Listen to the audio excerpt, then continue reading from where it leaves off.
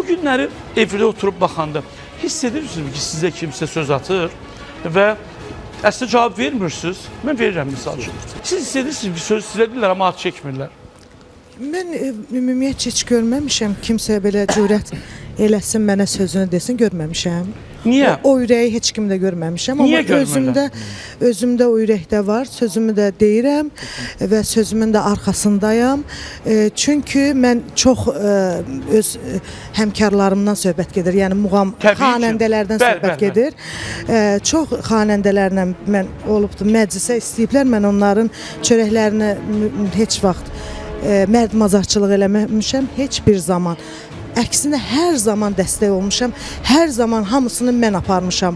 Mən oranı gedib özüm də tək oxuyub, gözəl pəhpəhlə yoladı. Amma mən hamıya Allahım şahiddir. Amma indi ona görə canım, mənim dilim uzundur. Bir-iki dənə çəpiş qızlar var, söz atırlar, o eyb yoxdur. Yəni onlar var da, bir-iki dənə çəpişə dünənki belə uşaq atdan-attana qaçıb sözü.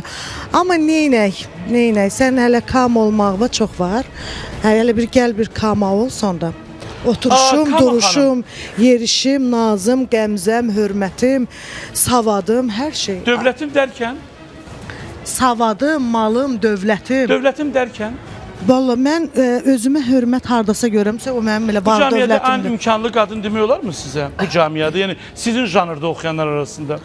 Yox, məndən imkanları da var. Yox, bu janrda söhbət gedir, xanəndəlik janrında. Yəni təbii ki, pop janrından yox. Mən, Tolik, bugün əlimə gəlir küllü miqdarda pul, o 3 gündən sonra yoxdur.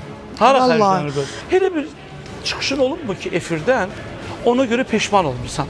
Yəni açıqlamama görə peşman olmuşsan? Qətiyyən. O açıqlamanı mən istəmişəm, eləmişəm.